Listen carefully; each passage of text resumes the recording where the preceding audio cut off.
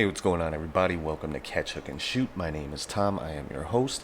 Today is Sunday, June the 30th, 2019. Thanks to everybody for listening, watching, and subscribing on Podbean, Spotify, Apple Podcasts, Google Podcasts, TuneIn, Stitcher, SoundCloud, YouTube, and live every Sunday at 3 p.m. on Twitch.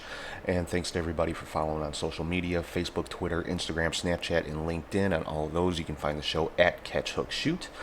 Hope everybody's had a chance to check out our Patreon page, patreon.com/catchhookshoot. Check out the 4 different tiers we've got there. Got some pretty cool benefits on each one, some bonus episodes, some merchandise for the show. So go over there, give that a check, give that a look, and yeah, hopefully, sign up, get yourself some merchandise and support the show. Also, check out our Pro Wrestling Tees store, prowrestlingtees.com/catchhookshoot. And if you ever want to shoot me an email, it's catchhookshoot@gmail.com. Also, with Pro Wrestling Tees, they are running a 4th of July sale coming up this week, so definitely head on over there and check that out. Get yourself a good deal on a t-shirt. And also want to mention again about the Wrestling Behind Ringside Fan Fest 2020.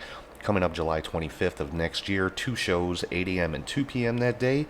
All tickets are on sale now. They range from $25 up to $200 for the Super VIP tickets. Super VIP includes 15 photo ops, which that alone is worth the $200 price tag. You also get a tote bag, a collector cup, wristband, priority entry into both shows. The guests that are announced so far are the Patriot Del Wilkes and Pretty Paul Roma. You also have an opportunity to get a photo op holding the NWA World Heavyweight Championship, the 10 pounds of gold. So, definitely a cool photo op to have. And don't forget, I'm going to be having a Break the Code contest starting next week on the show. Each week for the next several weeks, I'll be dropping basically one word from a phrase, popular phrase from a famous wrestler, and at the end of that several week period, you put all those words together in the proper order, and send those answers to me via Twitter. Sorry, and I'll be using a hashtag for that once the contest is completed. Won't be accepting any entries until the contest is finished, until I have given out all the words of the phrase. So once all the clues have been given out, you put those together in the proper order, post it on Twitter with the hashtag that I will give out, and all the correct answers will be put into a bowl, and there will be a drawing here live on the show. And the winner will receive 2 VIP tickets for the Wrestling Behind Ringside Fan Fest, and that will basically cover your entry into the show, your photo ops, and you will get the silicone wristband. This is not the Super VIP; these are VIP tickets, so it'll get you entry into one of the shows, either 8 a.m. or 2 p.m. Excuse me, and gets you your photo ops and your silicone wristband. Does not cover travel or accommodations to Hammond, Louisiana, where this is taking place. So definitely tune in next week for the beginning of that contest. So let's get into what's going on in the world of wrestling this week. It's been a huge week for pro wrestling. We had the WWE pay-per-view Stomping Grounds last week on Sunday. It was a decent show. There wasn't a whole lot of build to it because it came pretty close on the heels of the Super Showdown, the last Saudi Arabia show for WWE. But there were some good matches. A couple new champions crowned. Drew Gulak is your new cruiserweight champion. Also, a little bit of a surprise, but definitely a welcome one. Ricochet is your new United States champion. So definitely. If you did not check that out, definitely go back on the WWE Network and give it a look, because it was, despite the lack of build up and the fact that it was pretty much rematches of stuff that we've seen a few times already, it was a decent pay-per-view. Some new developments going into Extreme Rules. Looks like we're going to have a mixed tag team match with winner take all rules here. Becky Lynch and Seth Rollins taking on Baron Corbin and Lacey Evans, with both the Universal Championship and the Raw Women's Championship on line. So basically, if Baron Corbin and Lacey Evans win the match, they win both championships. Also saw the return of the Undertaker on Raw. Definitely another welcome surprise. Some people weren't too enthused about it. I myself, being the Undertaker fan that I am, I'm always happy to see him when he pops back up on TV. And it looks like that's gonna end up being a tag team match going into Extreme Rules. Of course, Taker did, like I said, showed up on Raw and made the save for Roman Reigns when he was getting beat down by Shane McMahon and Drew McIntyre. So at Extreme Rules, we're going to have the Undertaker teaming with Roman Reigns, taking on Shane McMahon and Drew McIntyre. So interesting matchup there. Looks like on Raw too, we're seeing a little bit of an alliance, realliance, I guess you could say, with AJ Styles and Gallows and Anderson, kind of putting the club back together. Interestingly enough, though, AJ did have a match against Ricochet on Raw, which was a fantastic match, and he kind of sent the club, Gallows and Anderson, away from ringside. Didn't want them there. A little bit of a confrontation going on. So I have to see what happens there. I don't know if we're gonna end up seeing a rift with the club, and I'm glad to see Gallows and Anderson getting a little bit more serious on TV, and just having more TV time in general. So I'm interested to see where this is going to go. Are they going to use this to try to boost Gallows and Anderson back up to a decent into a decent storyline? So we'll have to see where this is going to go. Also on Raw and SmackDown this week, we did not have a new episode of the Firefly Funhouse from Bray Wyatt, but we did see some cameos from his friends, so to speak. We saw Mercy the Buzzard and Abby the Witch pop up on Raw. Mercy in the segment with Kofi Kingston, where he's getting ready to go out to the ring. Mercy popped up in the background looking around, and we saw Abby the Witch peek her head out from around the corner when The Miz was making his way to the ring. So I think they're kind of dropping hints that Bray is in the building, so to speak. And on SmackDown, we saw Huskus the Pig and Rambling Rabbit make appearances there. So looks like Bray's not going to be confined to one show, at least for the time being. They're giving signs that he's there on both shows. So again, I'm very excited to see Bray Wyatt when he does make his return to the ring. Looks like we've got a new challenger for the WWE Championship. We saw Samoa Joe attack Kofi Kingston this week. Very happy to see Joe pushed into a main event spot. Obviously, I would assume that's why they took the United States Championship off of him, to push him into the World Championship picture. I would love to see Joe get a run as WWE Champion. He's definitely deserving of it. I'm hoping, and I talked about this online a little bit earlier this week. I'm hoping he has not been saddled with the injury-prone label. I mean, he has had some injuries since he's been on the main roster in WWE. But since he came back from this last one, he's been pretty consistent. And so, yeah, I would love to see Joe get a run with the world title. So looks like we're going to get the first match with Joe and Kofi at Extreme Rules. So I'm very excited to see that one. And it looks like the next challenger for Finn Balor's Intercontinental Championship is going to be Shinsuke Nakamura. Shinsuke showed up backstage when Balor was getting interviewed and didn't say anything, but definitely made reference to the fact that he wants a shot at that IC championship. So I mean, Balor and Nakamura, you can't go wrong with that matchup. So WWE is definitely taking some steps in the right direction, getting some new blood into the title pictures, with Ricochet as your new U.S. champ, Nakamura challenging for the IC title, and Joe challenging for the world title. Some other interesting news. It looks like Eric Young now is working in a backstage role for 205 Live, acting as a producer. Of course, he has been pretty much part of the 24/7 title picture the last several weeks, and that's been pretty much the extent of anything he's been doing. He has not really been used on TV at all since moving up from NXT. And that's really unfortunate. I'm a big fan of EY, but I think he would definitely do well in a producer role. But I would have liked to see him get a little bit more attention, I guess, a little bit more TV time. Not necessarily, doesn't have to be a championship contender or anything like that, but I would have definitely liked to see a little more from him in the ring. But it doesn't look like that's what WWE is planning for him. On NXT, we saw Io Shirai make a heel turn, attacking Candice LeRae after her loss to after Io's loss to Shayna Baszler in a steel cage match for the NXT Women's Championship. Uh, yeah, I mean, Candice, came down to try to help out Io and kind of counter the interference of Jessamine Duke and Marina Shafir, and Io just kind of snapped after the match and beat down Candice. So that looks like a new rivalry developing there. That should be a pretty good one.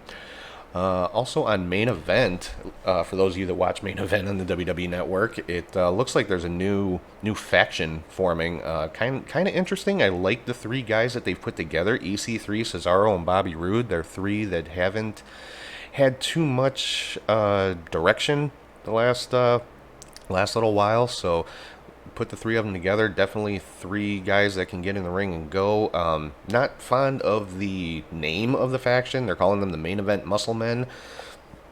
I'm sure they can probably come up with something a little better than that for these three guys.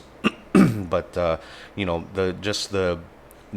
actual faction itself, the three guys that they put together, I definitely am liking that. So hopefully we'll see that a little bit more of that hopefully on Raw at some point with these three guys, because they're definitely three, as far as in-ring work goes, definitely three of the best that WWE has right now. And probably the biggest news coming out of WWE this week is Paul Heyman and Eric Bischoff. Yes, I said Eric Bischoff have been named as executive directors of Raw and SmackDown. Heyman will be handling Raw and Bischoff will be handling SmackDown. Apparently those positions have already started. So, it'll be interesting to see where this goes. I mean, Vince McMahon still has the ultimate final say over everything. So I'll say I'm cautiously optimistic. Optimistic because Heyman and Bischoff, two of the best creative minds the business has ever seen. But cautious because, like I said, Vince still does have the final say over everything. So it'll be interesting to see what kind of creative ideas Heyman and Bischoff can inject into the main WWE product on Raw and SmackDown. And apparently it hasn't been real clear. Are they going to have on-screen roles, or is it just going to strictly be behind the scenes? I mean, obviously Heyman already has an on-screen role as Brock Lesnar's advocate. I'm sure that's not going to change anytime soon. But there was an email blast sent out from WWE that Bischoff would be appearing on SmackDown this week. Apparently that was sent out in error. Vince McMahon not too happy about that, so we'll see if that actually happens or if they kind of hold him off of TV for the time being. But Bischoff is a great on-screen character. He plays a really good heel in the same vein as a Mr. McMahon type character. So it's going to be fun to watch where Raw and SmackDown are going to go now with Heyman and Bischoff in charge and reporting directly to Vince. So I'm definitely going to be paying very close attention to that. Some other interesting news. WWE announced that they're going to be airing Evolve's 10th anniversary show on the WWE Network. Now, that show takes place the same day and same time as AEW's Fight for the Fallen. So, Kenny Omega kind of expressed some unhappiness about that on social media. The post was, I believe, taken down shortly after it was put up there. But, yeah, I mean, it is kind of, I mean, I guess, WWE just kind of, showing, I don't know if you would call Evolve competition for AEW. I mean, yeah, Evolve is one of the top independent promotions out there. Obviously, a lot of WWE talent has come from Evolve. And it has been going around for some time. I want to say a year or more, about WWE starting to air independent wrestling on the WWE Network. So this would be obviously the first instance of that. The timing of it, it's a little suspect. I mean, I guess, this is going to kind of gauge the interest in seeing some indie shows on the WWE Network. And it's also going to, it's kind of a test for AEW. I mean, with their Fight for the Fallen event on the same day, same time. So, I mean, it's WWE looks like they are trying to make this a competition, and I wouldn't exactly say this is flexing their muscle. It's not like they're putting one of their own pay-per-views up against AEW, but I personally I'm gonna watch both. So I think any a true wrestling fan is going to try to watch both. I'll be watching Fight for the Fallen live, and if the Evolve show is like every other show on WWE Network, I'll be able to go back and watch it on demand later on. So that's my plan, and I mean, more wrestling is good for everybody. And I wish more people saw it that way. Everybody sees it as, this huge competition. Somebody's got to win, somebody's got to lose. Well, it doesn't have to be that way. I mean, there is room for everybody, and I think a majority of the competition is between the fans. I've said that for a long time. You've got your WWE fans that are just going to never give any kind of credence to anything other than WWE.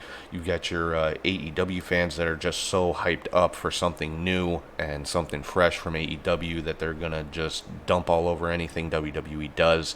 And, I really hate seeing that. I mean, that, like I said, more wrestling is good for everybody.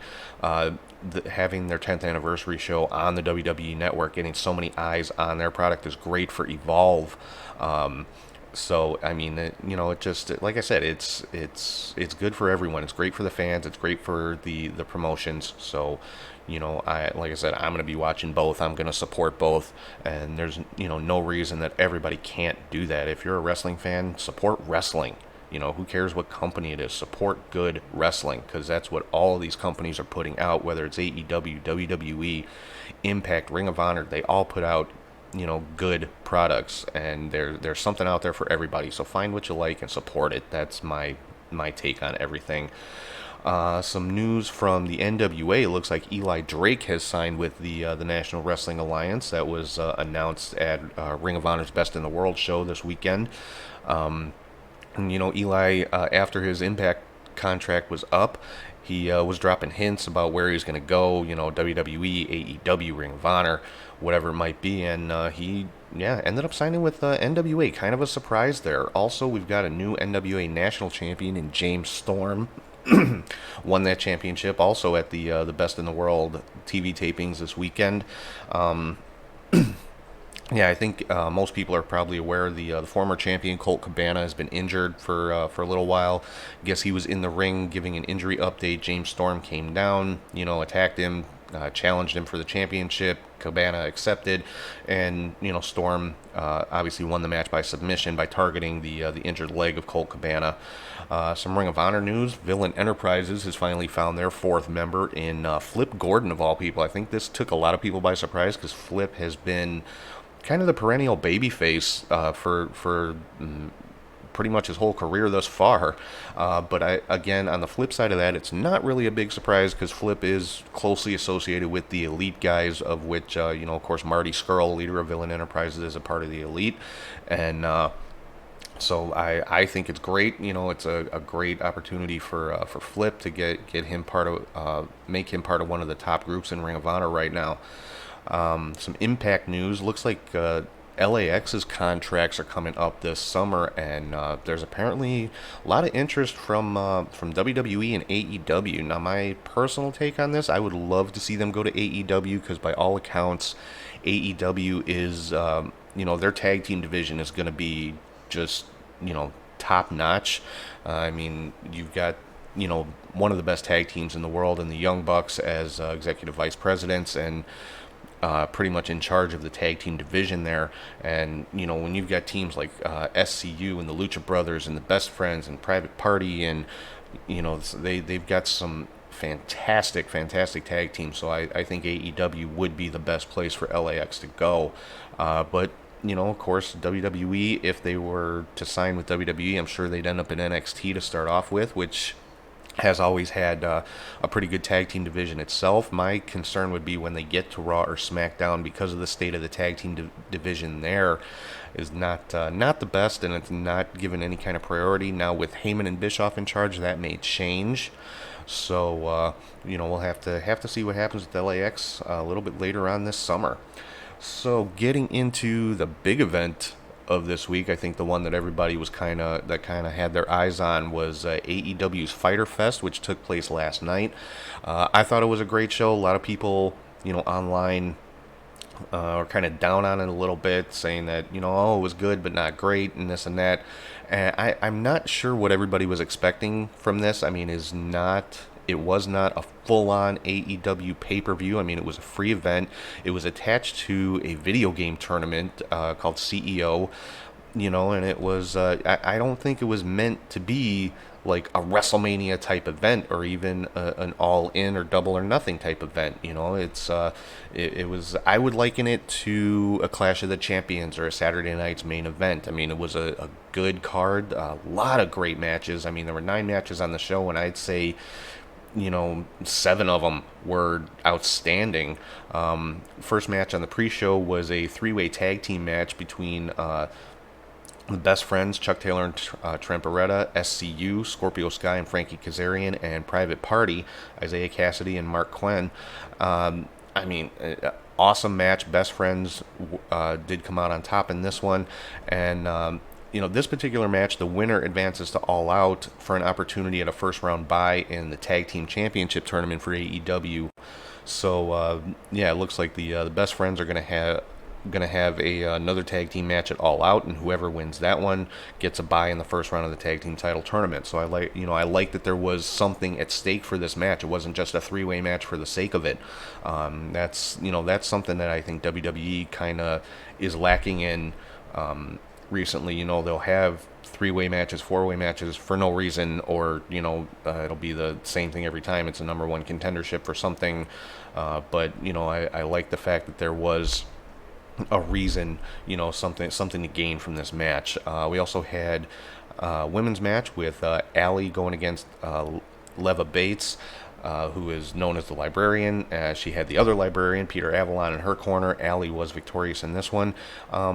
It was a decent match. It looked like the chemistry wasn't the best between Allie and Leva, but it was what it was. It was a decent match. It was Allie's first AEW match.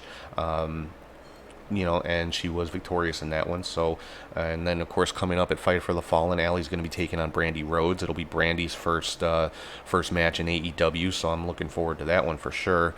The third match on the kickoff show was a hardcore match between Alex Jabali, who is the guy that organizes the CEO, the gaming tournament, taking on Michael Nakazawa.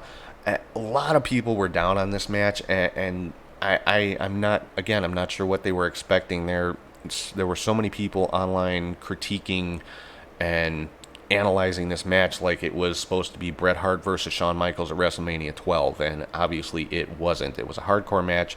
It was for fun, and it was what it was. It was meant to be entertaining. It was meant to be somewhat of a comedic match. And, those type of matches, they're not my cup of tea. They're not my favorite thing. But I was entertained by this match. Couple spots made me laugh. Nakazawa was an entertaining wrestler. Alex Jabali, not a wrestler, but he held his own in there. You could tell, he had put in some work to learn what he was doing. And, it was what it was. It was for entertainment. It was for comedic purposes.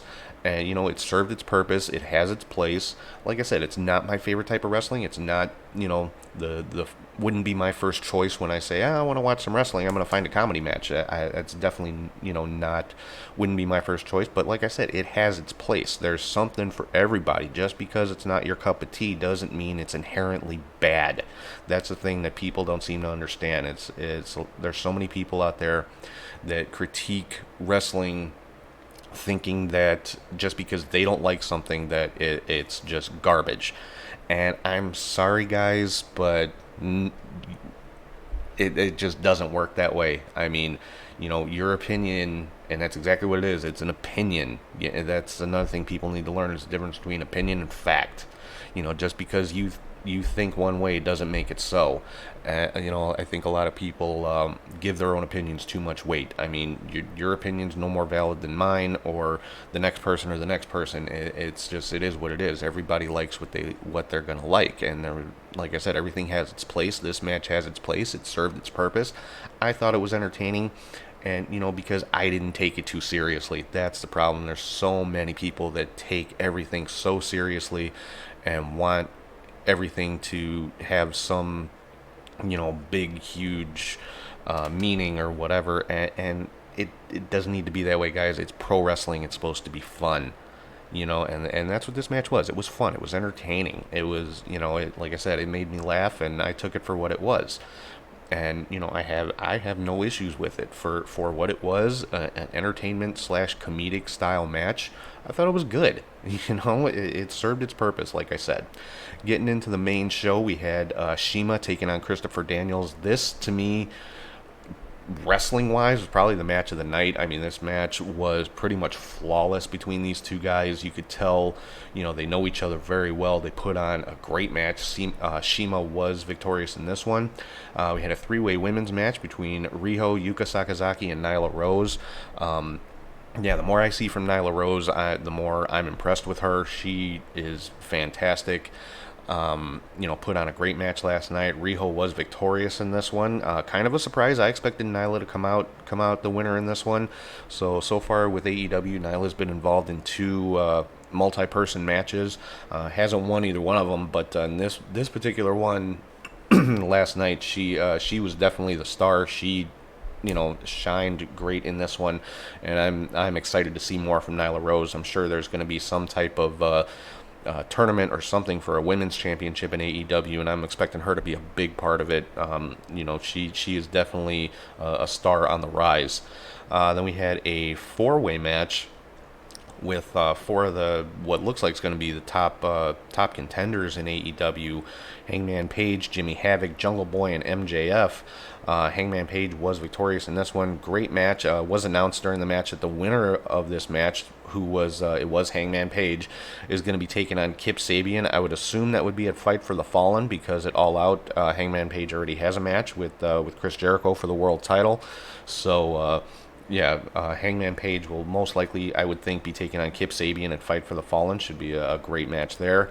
Next, we had Cody Rhodes taking on Darby Allin. This one was just an amazing match to me. Another one that I saw a few people online getting down on, like, oh, it was a big squash match. No, it wasn't.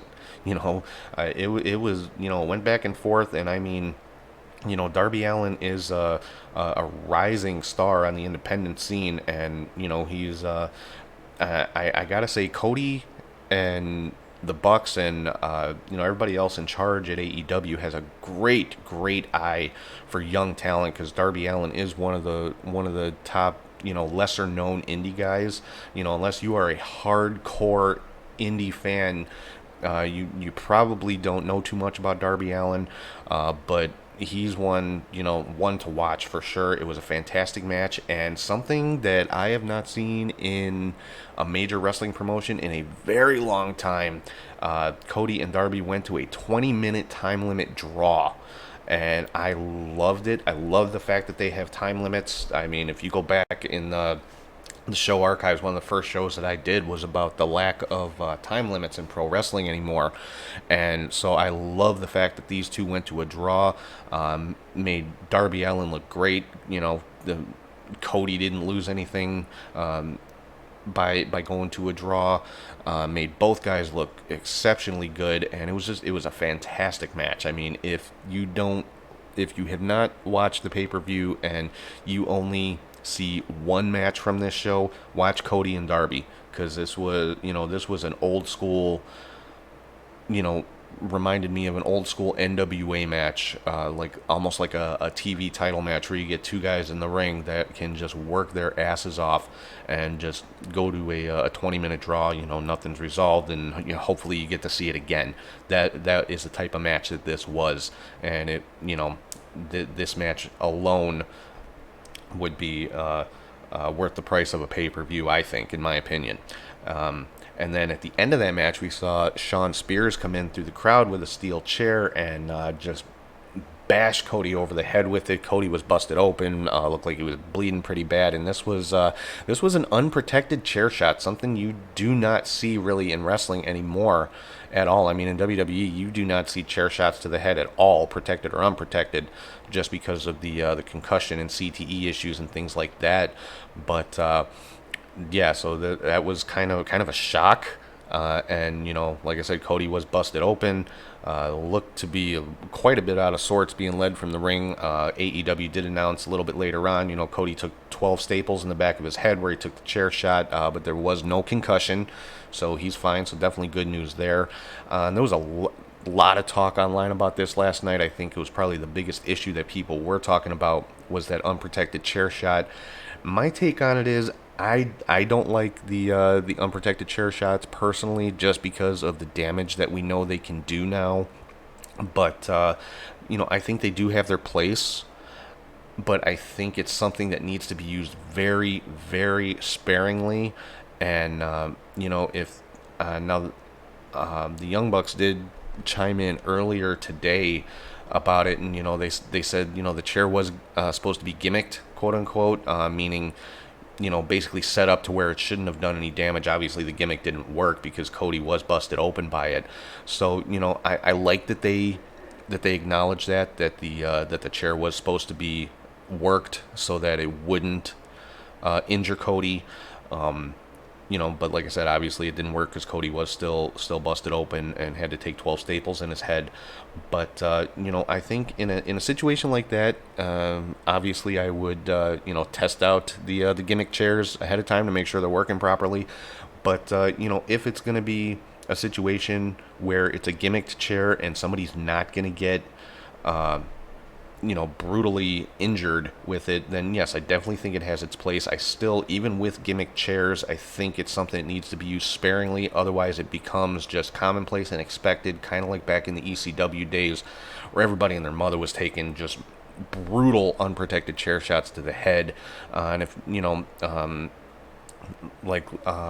if you listen to Rob Van Dam, he says he's had well over 100 concussions just because of those type of chair shots. So I think it's something that needs to be used very sparingly and only in like your hottest top type storylines, just to kind of get that big heat on the heel, which in this case looks like it's going to be Shawn Spears. I would assume that this would lead to a match between Cody and Spears at the All Out pay-per-view coming up on Labor Day weekend here in Chicago. So I'm definitely interested to see where that's going to go, because talking about the unprotected chair shots, Cody, obviously he's an adult, and he can make those kind of choices for himself, but obviously he's willing to take the risk. But you're talking about Cody and Shawn Spears. You're talking about two guys who are tremendous workers in the ring, very good friends outside the ring. They know each other very well. They know what they're doing, and obviously Cody's willing to take the risk involved in taking a chair shot like that. But like I said, it's not something you can do on a regular basis. And like I said, I like the fact that we're supposed to be using a gimmick chair. Hopefully that's something that they can work out moving forward. But I hope it doesn't become commonplace, because that could create a lot of problems. And I'm sure they're aware of that. But when it comes down to it, it's really between the two guys that are working. And like I said, Cody obviously willing to take the risk. He obviously trusts Shawn Spears to not overdo it, which if you go back and watch, he really didn't. He didn't follow through with the shot. He raised the chair, came down, and stopped the chair at Cody's head. Didn't swing through like he was hitting a baseball or something like that. So they did the best they could to be safe with it. Obviously, getting hit in the head with the chair is never going to be safe, but I think it's something that has its place. Like I said, I'm not a huge fan of it, just because I know the kind of damage it can do. But if they're going to use a gimmicked chair, or whatever the object might be that the person's getting hit in the head with, they're going to be as safe as they possibly can about it. And use it, like I said, use it very, very sparingly, only to get that moment of shock and awe and heat on the heel or whoever is swinging the chair. Then I do think it has its place. So hopefully, and I'm sure Cody and the Bucks and Tony Khan and everybody else in charge at AEW knows all of this already. I'm not saying anything that everybody doesn't already know. So, hopefully going forward, it's something that we're not going to see on a regular basis. And I don't think it will be. I think that, Cody and the Bucks and everybody else, I think they're smarter than that. They're smart enough to know that, that's not something people are going to want to see on a weekly basis. So, moving on to what was technically the main event of the show. We had the Elite, the Young Bucks, and Kenny Omega taking on the Lucha Brothers and the Laredo Kid. Another fantastic match. The Elite were victorious in this one. And again, a handful of people online. Oh, is this a big spot fest and da da da? Well, yeah. What were you looking for in this one? I mean, you've got three luchadors taking on three guys who, for the most part, made their name, had their biggest success in Japan. So yeah, you're gonna get quote unquote flippy wrestling with these guys. That's their thing. That's their bread and butter. That's what they're good at. That's what they do. And again, you don't have to like every type of wrestling that's out there. I mean, it is what it is. I personally, I like the lucha style matches, which is what we saw. And was it a spot fest? Sure, but it was entertaining as all hell, and it was great. And the Elite were victorious in this one. I definitely don't think the uh, excuse me, I definitely don't think we've seen the last of the Young Bucks and the Lucha Brothers. At least I hope we haven't. I'm sure both of those teams will be part of the tag team tournament. Coming up for the tag team titles. And I would my pick for All Out for that match for the bye for the first round would be Best Friends versus the Lucha Brothers. I think that'd be an awesome match with those two teams. So that I'm gonna make that prediction. I could be wrong, but I'd like to see Best Friends versus Lucha Brothers at All Out for the first round bye in the tag team tournament. Then after that match, we had a good old fashioned what they used to call a lights out match on for those of you guys that aren't as old school as I am, what a lights out match is basically means that the show is over, they shut the lights off and turn them back on, meaning that this is not part of the event. The event is over. They've shut the lights out, and the promotion putting on the event is pretty much not a part of this anymore. And this match was between Jon Moxley and Joey Janela. This match was ridiculous. A lot of cringeworthy moments in this match. I mean, barbed wire, thumbtacks, chairs, tables. Pretty much any hardcore element you can think of was there. And I mean, again, if you don't like hardcore wrestling, then this probably was not for you. I am a fan of hardcore wrestling, especially when there is actual wrestling going on as well. It's not just hitting each other with barbed wire bats and steel chairs and things like that. And this match delivered. It was a fantastic match. I loved it. I actually had to look away a couple of times just because a couple of moments in there were just like, oh my god, that's gotta hurt so bad. But yeah, it was just a fantastic match between Moxley and Janela. Moxley was victorious in that one. At the end of it, we saw Kenny Omega come back out and attack Jon Moxley. Of course, they've got a match coming up at All Out, so just building that rivalry some more. So all around, a very, very good show. Like I said, I liken it to a Clash of the Champions or a Saturday Night's Main Event. Something that you would see in between major pay-per-views. Really, really old school style, and that seems to be kind of what AEW is going for, melding the old school with doing their own thing. Merging old school and new school together, and I'm loving what I've seen from AEW so far. So I can't wait to see more. So coming up next, now I've got an interview that I conducted earlier in the week with a gentleman by the name of Trap Gambino. He is he's got his hands in pretty much everything. He is involved in the MMA world with a company called Lingerie Fighting Championships. We'll talk a little bit about that during the interview. His wife is a great martial artist named Ashley the Mob Wife Gambino. We'll talk about her, kind of his beginnings getting into entertainment. He's an actor, he's a musician, he's, like I said, he's got his hand in pretty much everything. So I'm going to cut to that right now. Hopefully you guys enjoy it, and I will be back at the end of it to wrap up the show. Hey, what's up, everybody? This is Tom from Catch, Hook, and Shoot, and I am talking right now live via Skype with all-around entertainment personality, Las Vegas personality, internet personality, musician, actor. He's in the MMA world. This is Trap Gambino. How you doing, man? How you doing, brother?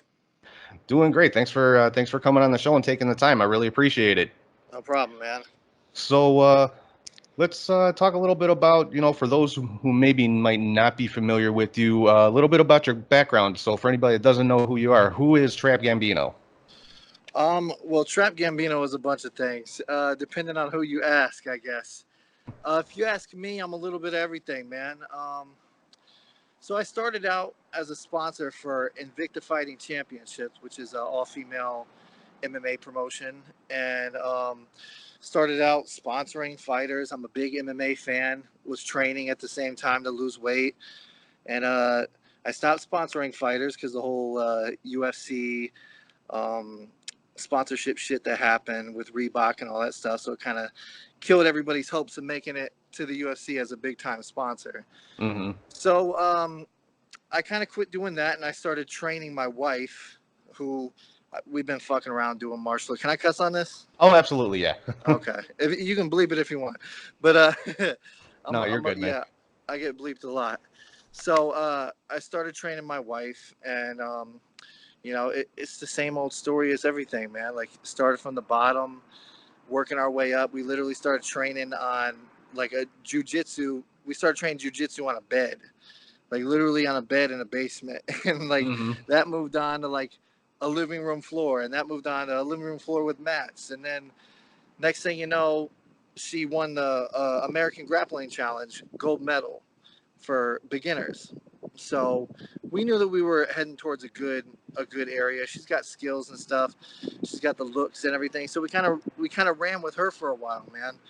And I was kind of just backing her, and nobody was really knowing me. And I was pushing her, promoting her, and because of her, we came out here to Las Vegas to fight.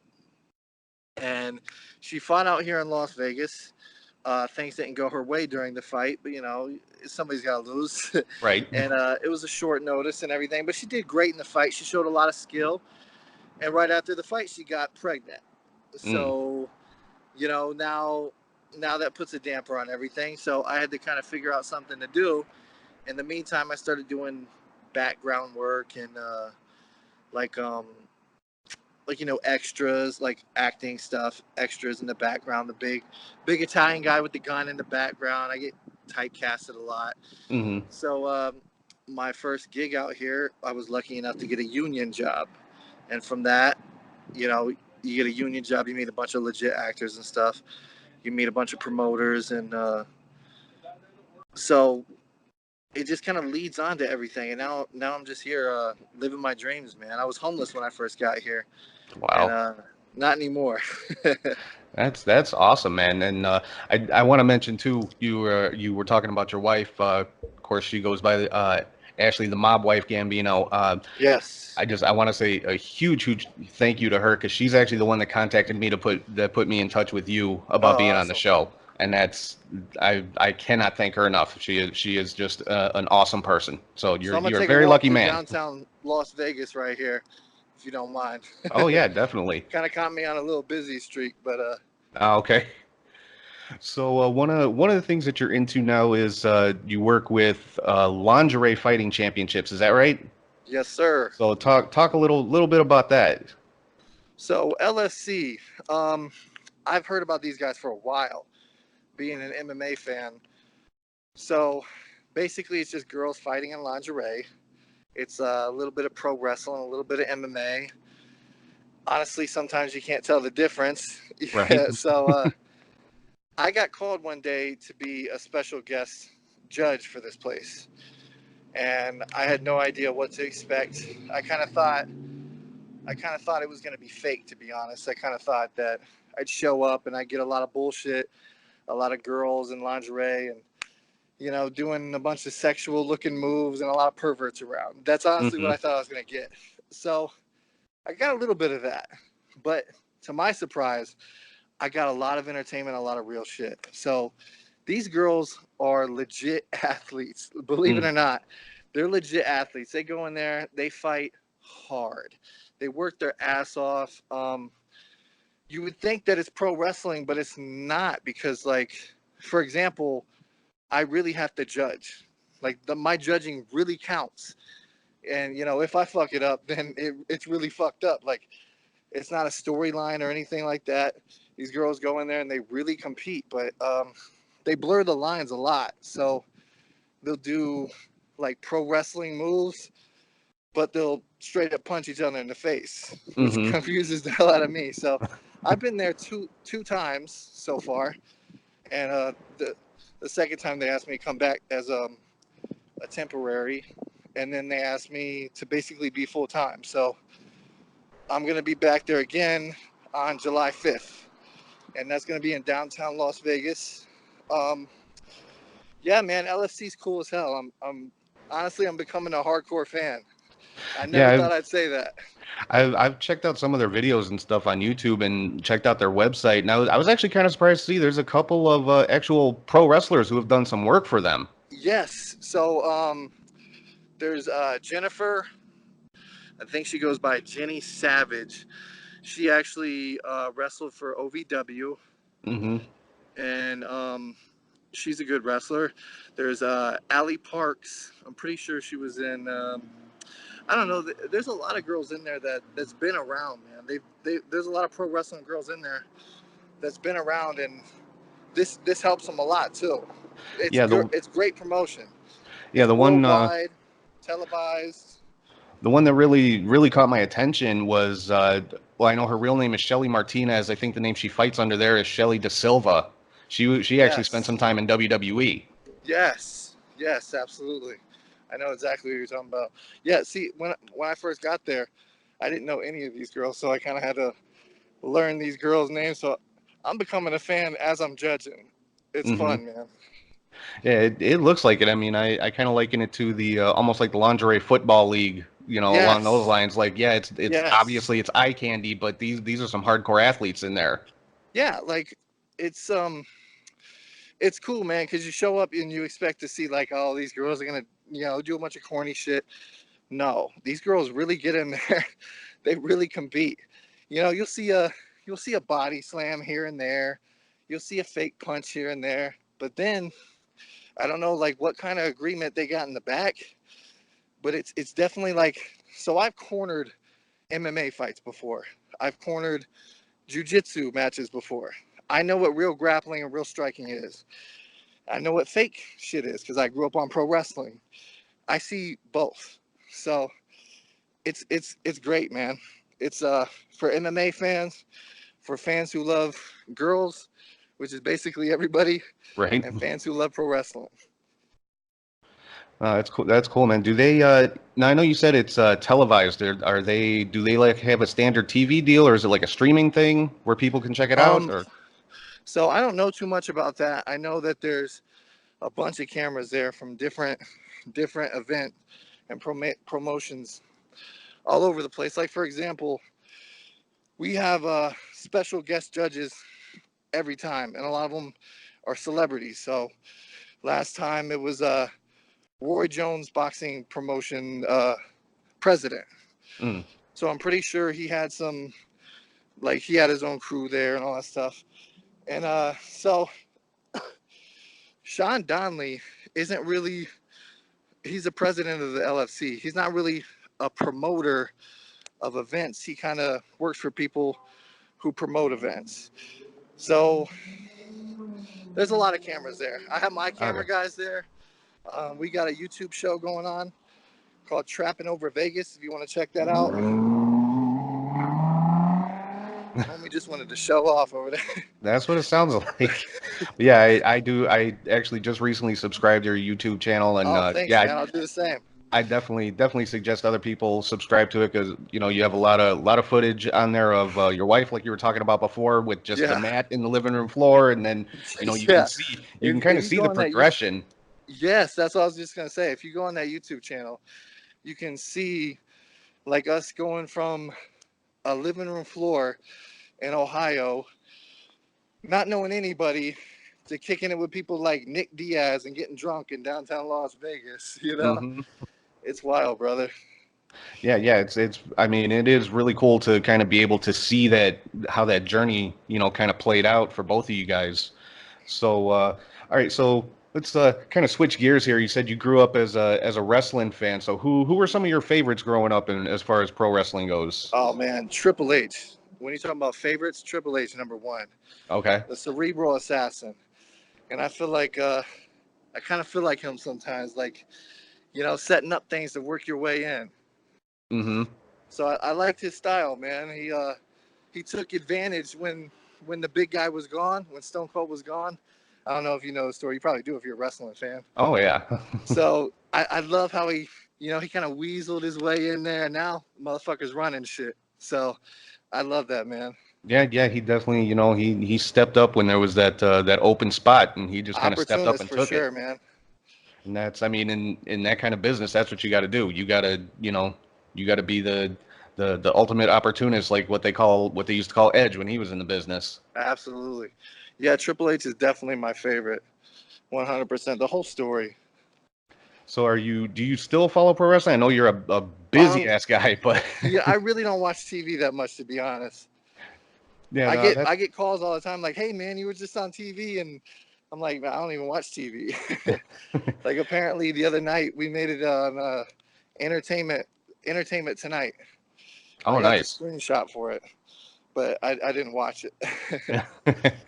So let's get into a little bit of the kind of the big thing that you're dealing with right now. Ooh, The whole issue with Logan Paul and Slap for Cash. I know okay. anybody that's up on internet beefs, I'm sure knows about this. I mean, I'll be honest, I never even heard of Logan Paul until he got in trouble for taking the video in that forest in The Tokyo. suicide forest Yeah, situation. Yeah. I never heard of him before that. I don't follow like the internet trendsetters and that kind of If I'm thing. So, sweating, I mean, it's Las Vegas, so uh, so how? I mean, for anybody that doesn't know by now, how did all that come about with your guys Slap for Cash and Logan Paul? okay. So I'm not sure if you posting this live or not, No, it's but not. It's not live. This will go up. What's today? Monday. It'll go up on Sunday. Is when I post the okay. show. Well, if you want to add the clip in there, you can. So the clip that started it all is on Logan Paul's Instagram, and my client, I'll pull the whole Paul Heyman. My client, Slap for Cash, went over there to teach. He's like the slap master. He's known as the slap master. So he went over there to teach Logan Paul how to throw slaps and knock people out for the fucking the contest. So he goes over there, tries to set him up. Sorry, a little doggy over here.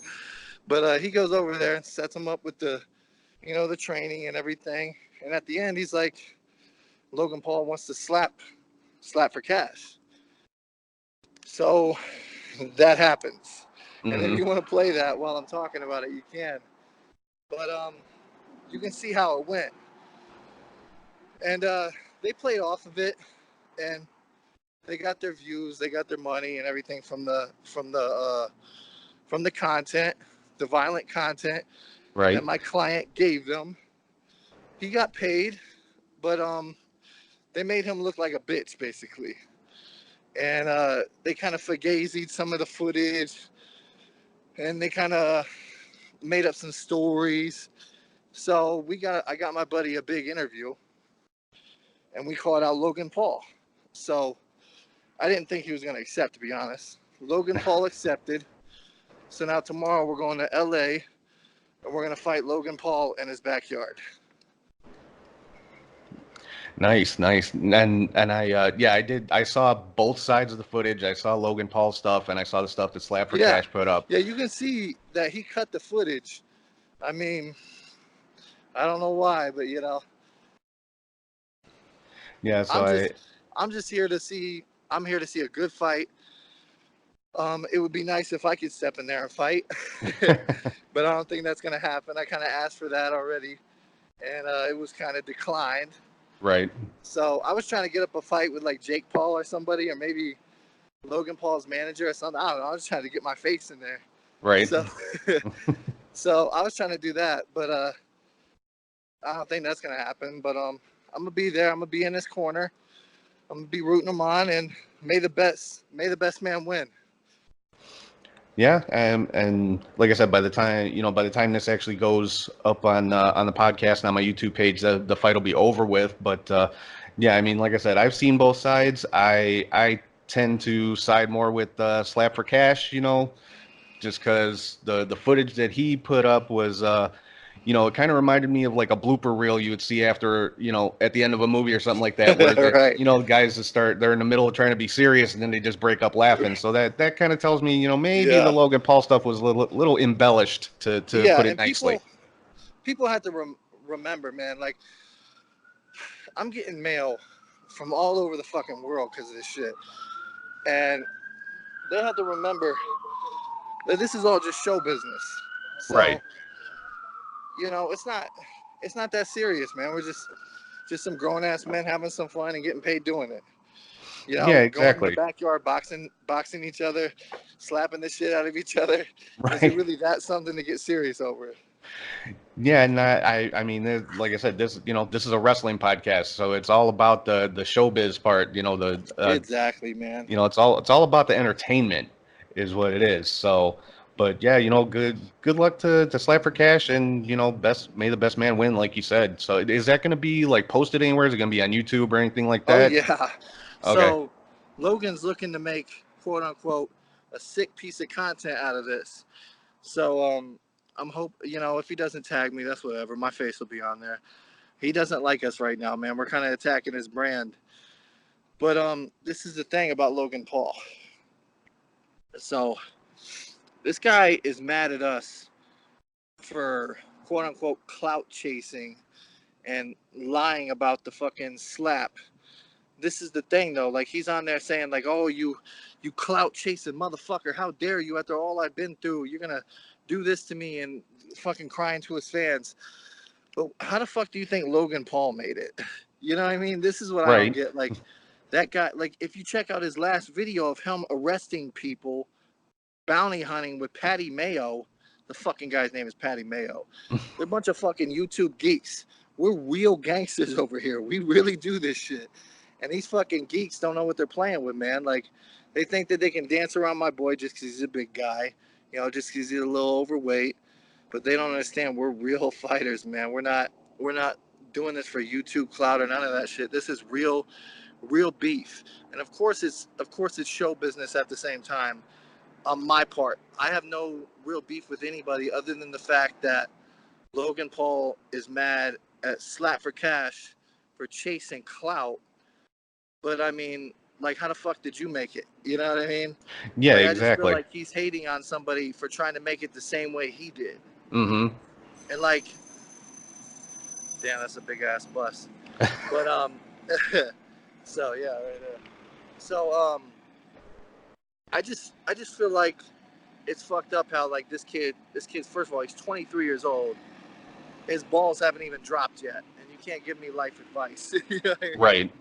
So he's 23 years old. He's a fucking multi-millionaire, one of the most popular, famous people in the world, and he's gonna dog somebody for trying to get, a little bit of what he's got. Mm-hmm. Like you're so selfish you can't give a little bit of what you got. Like anybody he responds to gets fucking clout. Like we're literally world news over this dumb shit. Right. So that's what I don't get, man. Like if you're gonna get famous and rich off clout chasing, don't hate anybody else that's trying to do the same fucking thing. You know what I mean? Right. And In I the mean, end, all this is clout chasing. What the fuck do you think we're doing? We're YouTube personalities.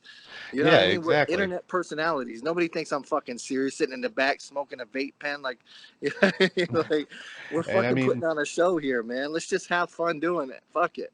hell, that's same thing I'm doing here. I got a YouTube channel and a podcast about pro wrestling, and why do you think I got you on here? Because I want to get more eyes on my show, and obviously because you're a cool ass dude, and I wanted to talk to you. But but that's the whole point of even doing anything like this is because you want to get that recognition, and then hopefully at some point the money that goes along with it. Exactly. I mean, like, is there any reason to do is there any other reason to do it? Like people hit me up in my inbox all the fucking time, like fuck you, you clout chasing motherfucker. Like bro, is there any other reason to do this? You know what I Right. mean? I came here to get famous and get rich. That's why the fuck I'm in the middle of downtown Las Vegas right now, following my fucking dreams. I came here homeless. I was sleeping in the Circus parking lot with my wife and my fucking kid in the back seat. Oh And this is damn. how we got away with it, man. I obviously you're not allowed to sleep in the parking lot, so I would go in and I would pretend like I'm gambling while my wife is sleeping, and then she would go in and pretend like she's gambling while I'm in there sleeping. That way we have a story like, oh, my wife is in there gambling, you know. Mm-hmm. So and through that whole time, I was sitting there looking at my kid in the back seat of the car, like, man, I can't believe I'm fucking doing this. Like, but you know what? It was worth every fucking bit of tears, every bit of sweat, drama, all that shit, man, because I'm here now and it's just slowly climbing up. As long as I'm staying busy, that's all that matters. Yeah, man, you're doing what you got to do, and you're becoming a success at it, and that's awesome, man. I definitely I give you crazy kudos for that, man. Thank you. So, all right, so let's get away from the all too serious internet beef stuff, because Yeah. I'm sure everybody's gonna be checking that out over the next couple of days, Oh the rest yeah, of this week. it's gonna be crazy, man. So, as far as so I know you're more of an MMA guy. Like we talked a little bit about your wife. She's trying to be an MMA fighter. Obviously, she's busy being a wife and a mom right now, which is probably even tougher than getting into MMA Yeah, I'd sometimes. say so. But so like what for both of you guys, what's like your ultimate goal? Like is she, does she want to eventually get to like UFC status, stuff like that? Is that So where she's headed to or as for Ashley, she, I'm gonna be honest with you. She's kind of like, she's in the point right now where she has two kids, and she knows that it's hard to take care of them and be an MMA fighter at the same time. So like right now, excuse me. Hopefully that was your first. Um, yeah, right yeah, now. yeah, that was first. So right now, she's kind of doing the stay-at-home mom thing, and she wants to fight again for sure, 100%. But it's gonna be a while. It's gonna be Yeah. a while. As for me, I came here to fight. Um, I competed in jujitsu as soon as I got here. That's like the first thing I did. We was living in a hotel, and I competed in jujitsu. Look, everybody, I recycled. Y'all see that? I'm a good person. So I competed in jujitsu when I first got here. Got my ass whooped because I'm a stand-up guy, Mm, and but it was fun, man. Competition is competition, learning. And then I got into this shit. But to be honest, man, I want to fight. That's what the fuck I want to do. That's what the fuck I came here for. I want to fight. So as soon as all this shit is, as soon as my goal is to get a big nice house with all my fucking Hollywood money that I'm getting right now, and well, I guess Holly Vegas money, to get a big nice house with all my Holly Vegas money, a nice car, and save up for a fight camp. You can't really go into a fight camp without having everything else in line. right. Right, because So you gotta be able to put like all of your time into that when yeah, not have yeah, to think about nothing you had to else. train. See, like if I'm going to a fight camp, what I want to do is I want to train cardio in the mornings, strength and conditioning at nights. I also want to get in, my actual skill based work, and all that shit. So and recovery. So Hmm. it basically like all day. If you're and you're eating, you gotta take pills at a certain time and all that bullshit. So if you really want like a real fight camp, especially somebody who like me, I've been doubted so much I'd be retarded to go into a fight camp right now unprepared. Because if I lose, there's gonna be so many fucking people. I don't want to fucking lose. I want to go in there Right. prepared, and I'm not going on anybody else's time. So I'm gonna make sure that I'm in shape. I'm gonna make sure that I'm ready to fight before I fight. But that is my goal, man. Like all this Hollywood bullshit, I'm always like, I'm always sitting in trailers with a bunch of these fucking actors, man. And I'm looking around like I'm not a fucking actor. I just kind of made it here somehow. But this is all, I don't know, man. I kind of just felt like I fell into this shit. But I want to fight. That's my end goal. I definitely want to fight. That's awesome, man. I definitely best of luck to you, and I I definitely want to see that because I consider myself, I guess, what you would call a casual MMA fan. I know like the big names like Ronda Rousey, Randy Couture, Chuck Liddell, Right. all that stuff. But yeah, I would definitely pay some money to see you in the cage. Yeah, man, it's gonna be fun. I'm gonna be in there for sure. I'm gonna fight. Everybody keeps saying like, they see me doing all this acting bullshit, and they think that's where I'm heading. But my ultimate goal is that cage, man. I want to take this fist and break somebody's fucking mouth. That's what I came here for.